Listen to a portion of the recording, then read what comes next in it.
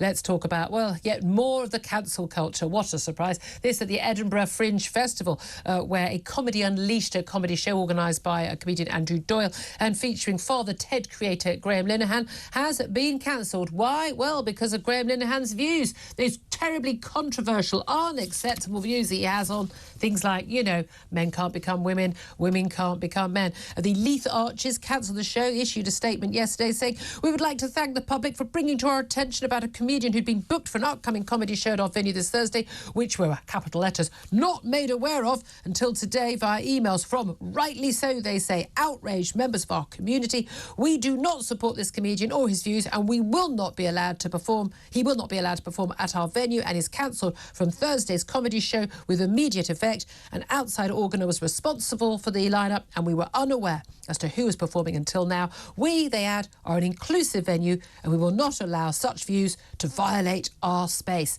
Well, who is the comedian they're talking about? Well, he is the creator of Father Ted, IT Crowd and Motherland, one of our most brilliant comedy writers in TV, and that is Graham Linehan. Good morning to you, sir. Hello, Julia. Thank you very much indeed. Not the first time you've been cancelled. You got knocked off Twitter, now X, for quite a while. You've been cancelled from an awful lot of commissions because of your apparently outrageous, terrible views.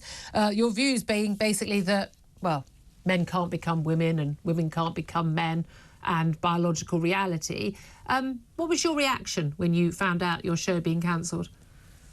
Well, it was announced in the morning, and I was quite surprised they announced it because it's always a risk to announce me appearing at something, and it was cancelled within a couple of hours, maybe 2 hours. I had 2 hours of enjoying the the excitement from people and fans saying they were going to go. And it was a sellout gig. It was a sellout gig, yeah, that's right. But I mean, you do get used to this type of thing after a while. It's never pretty. It never makes you feel good. But, the only good thing about it is that it's drawing more attention to the fact that, essentially a group of highly ideological cultists have taken over institutions across society. I mean, I haven't made a loss financially on this. I only get like 100 quid a gig. But the Father Ted musical was essentially banned by Hat Trick Productions, even after I'd worked on it for about 3 years, because Jimmy Mulville didn't have who is the CEO of Hat Trick, didn't have the courage to stand up to the activists within the company. Yeah, so, exactly. I mean, and this is it, and we see this across the board. I know certainly the work. People can disagree or agree with your views. I know I've lost more work from my views on trans issues than from anything else. But you know what? I'm happy to stand by it. And I say, as a woman, and I think an awful lot of women and indeed men listening and watching right now would like to thank you for your heroism in standing up on this issue and standing firm on it. And people like you, J.K. Rowling, Maya Forstater, Helen Joyce, and others who keep going on this. Andrew Doyle as well, he was organising the Comedy Unleashed events, and he was the one who brought it to my attention it being cancelled. The thing is, it's when they say we are an inclusive venue and we will not allow such views to violate our space. What are your views that would violate their space and would somehow make this not an inclusive venue? My views, I'll start with the most important. But the most important view I have is that it is a crime against humanity to tell children that they may have been born in the wrong body.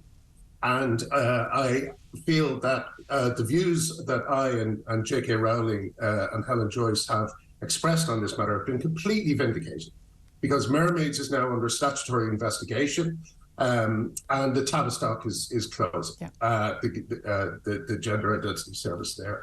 So we've been vindicated. But unfortunately, there's still the remnants of, as I say, they're essentially cultists in all these institutions. The other views I have is that Eddie Izzard can dress how he likes, but if he goes into a woman's toilet with my daughter, I will pull him out by his ankles. My other views are that women deserve fair sports. And I do not understand why figures like Gary Lineker are not speaking up for Sharon Davis and Martina Navratilova, are instead letting them be abused with the most appalling homophobia, in Martina's case. and just standing there with a single word from him saying, you know, women deserve fair sports, would end this, you know, in the UK, or at least move the conversation on and make it safer for people like that. And you know that these people believe they agree with you behind the scenes. We spoke to Labour MP Rosie Duffield, who's taken extraordinary abuse and threats, and no support from many of her Labour colleagues. Says, you know, when she's spoken out on these issues, protecting women's rights and children's safety, and she says, well, even the front bench, that most of them agree with me. They just don't want to say it out loud. Why are people so fearful when actually the vast majority of people in this country know that what these ideologues, these cultists are saying is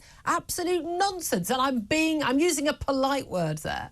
Yes, yeah. Well, unfortunately, the problem is that this is a middle-class cult. This cult has taken over in publishing, in the theatre. You know, I mean, if you look at the old Vic, actually banned a Terry Gilliam musical from happening in London. So they robbed London of a Terry Gilliam production because of basically the people who are selling ice creams in there. Yes. So again, all these institutions are allowing, as I say, a group of cultists with whom they do not agree, because no one really believes that men can become women. No one really believes that children should be receiving operations to find their true self. But they simply don't have the courage to stand up to it is really tragic, and I feel, you know, we don't even get enough courage from our politicians when they should be standing up on this issue. Joanna Cherry, one politician who I do think has been very brave, SNP MP Joanna Cherry, she's also a barrister. She said that, you know, she had a show cancelled at Edinburgh Festival for similar reasons. She says, you know, as far as she's concerned, the legal advice she's got, and as a barrister herself, is that actually, you know, it is illegal for a venue like Leith Arches, by the way, you pathetic excuses for a cultural organisation, to cancel people because of their views. Your views are apparently protected beliefs. Now, I don't think that biological fact is a belief, but your views are protected in law. They don't have the right to cancel you for your views. And the same, you can't cancel people because of their religious beliefs. And yet this goes on, and so many of the great and the good who care so much about human rights and free speech stay completely stum.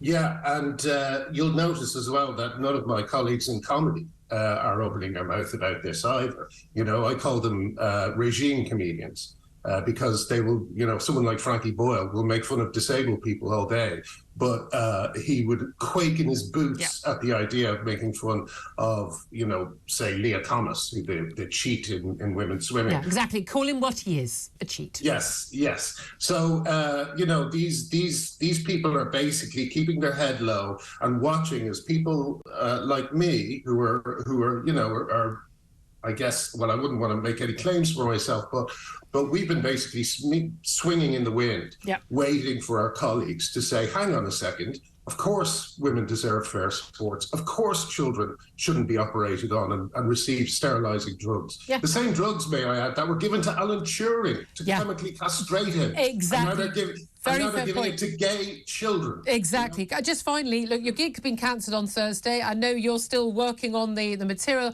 It was a sellout. You're looking for another venue. No matter what, you're going to go ahead with this gig somewhere, somehow, aren't you?